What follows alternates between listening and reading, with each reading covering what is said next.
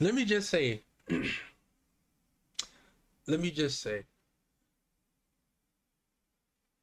this season of Stranger Things is absolute cinema for sure. Absolute cinema to the highest degree. Okay. I mean, everything story follows. I mean, you gotta watch it. You have to watch it, bro. It's crazy.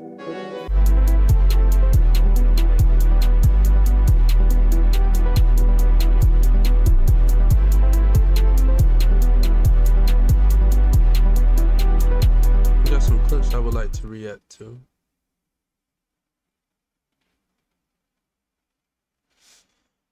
And you know, Stranger Things just came out. So we're gonna see what they're talking about on the little ticky tick tick tick tack. Patty Whack, give a dog a bone. Let's go. Can I just say how much more ugly Vecna is this season? He looked like the Abomination, but worse. Abomination and Doomsday had a baby, and this what happened. Well, you were the first, and you broke so And easily. Abomination. I was looking for the answers in somebody else, but I had all the answers. Do you want to be friends? I just needed to stop being so goddamn scared.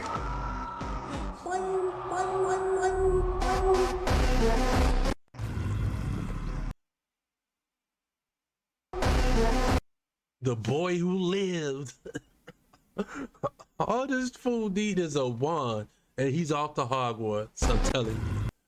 How in the hell am I supposed to go to sleep after watching the first 4 episodes of Stranger Things 5? The answer is simple. I'm not going to sleep. And my brothers and sisters in Christ, I'm not going to sugarcoat it. That was cinema. The last 15 minutes of episode 4 just had me like, Yeah, no, that's how was real crazy. it is to me. It was real to me. Just unlimited chills all over my body. And we're just going to be talking about all 4 episodes in this one video because that's right. I ate the whole plate. The whole plate. This is an spoiler 8-minute warning if you video. don't I'm want to out. I'm out. Stranger Things Season 5 has been absolutely peak, but there is a massive problem that I've had with Yeah, don't think we don't notice that y'all trying to Wow, Yeah, so this is these Will, to 2 minutes. right? And Will has powers now, right? Not exactly. Wait, What do but you I mean? literally just saw him. So in season 5, we collectively all lost our minds when Will became Yeah. Wilna and made the Demogorgons look like Chrissy, right? Demos, wake Yeah. up! But I'm still confused. Well, the Duffer Brothers revealed exactly what happened, and while Will has powers, he also doesn't have powers. Explain. Well, remember how Robin called Will an antenna? The closer he is to the hive mind, Yeah. the more connected he is. He did that. Well, it's the same premise, but with his powers. Explain. Well, like Oh, Ellen because Vecna, he's the closest. Okay, all right. who actually have powers, Will technically doesn't have any. He's more so channeling Vecna's powers through the hive mind, kind of like a puppeteer. A puppeteer? Yep, because according to the Duffers, he taps into the hive mind and then can manipulate anything inside of it. Demogorgons, maybe even Vecna. However, if Will's not close to the hive mind, then he can't do anything. So let me get this straight. Will That's a good can't theory. open doors like Elle. Nope. Oh, Mike's gonna be so disappointed. Right? But now we have to ask, what happens when Will goes directly to the source? What happens when Will ends up in the upside down? I have a Supercharged. So this is Will, right? Right. And Will This is okay. I rock with that theory. So the creators of Stranger Things just revealed exactly how the new powers and abilities at the end of episode 4 work, and it's a little different than you think. So obviously spoilers, you haven't seen Stranger Things 5, but by the end of volume 1, it gets revealed Will Byers now has powers exactly like Vecna. His nose at one point even bleeds the same way Eleven does. This might lead some people to believe that his powers are almost similar to Eleven, but the Duffer Brothers said no. This is how Will's powers work. One, they only work on things connected to the hive mind. So while Eleven can lift up a pencil, a piece of paper, her friends, Will can only control things that are connected to the hive mind. So a Demogorgon, a vine, maybe even Vecna himself, since he's connected to the hive mind, but he can't pick up. This makes sense.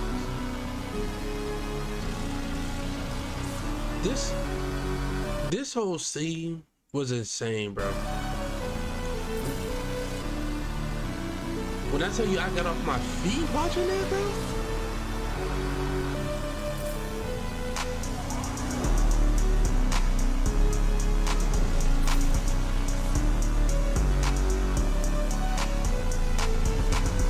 His new name is Too Real Will. Stop all them fools.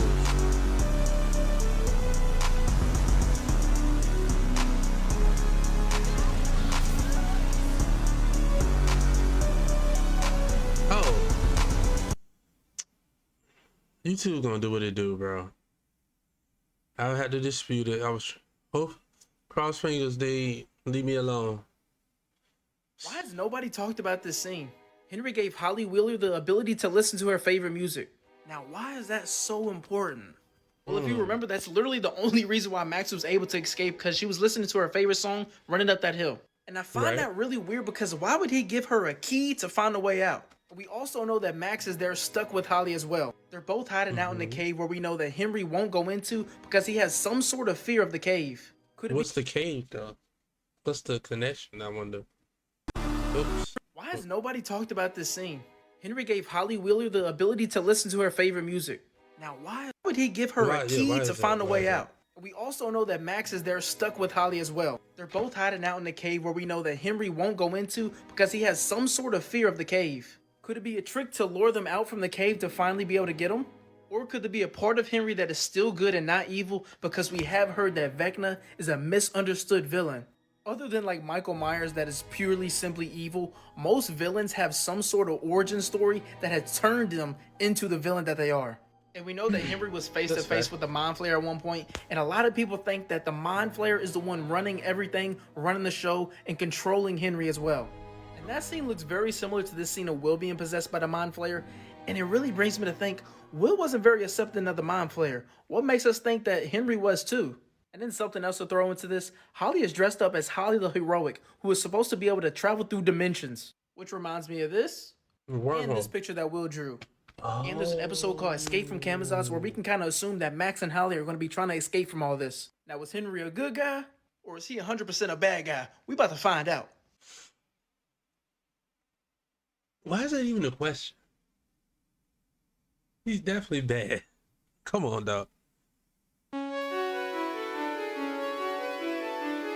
Let me just say,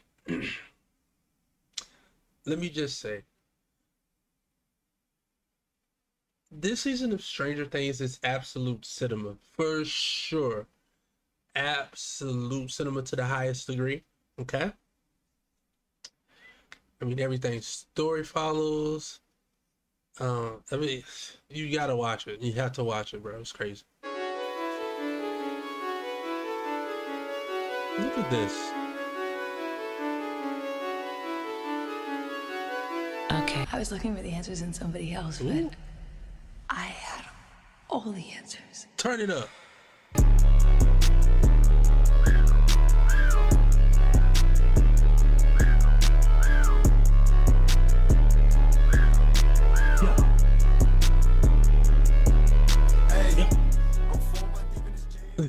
Is Vecna like a pedophilic allegory?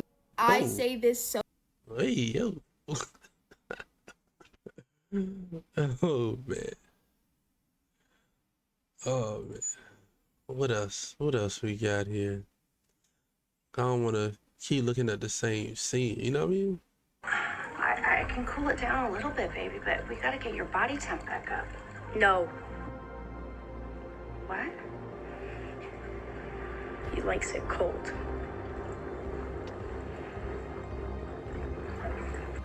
Thanks. Where's your coat? It's in the barn. Well, you should get it if you're gonna be out here. Hey. Let's get your coat on. It's a lot harder to save the world if you have the sniffles. Hold on. So are you saying... So we have to look at how hive minds work. Like, you kind of got to look at it like Legion. We are... Drop the mic here. My bad. My bad.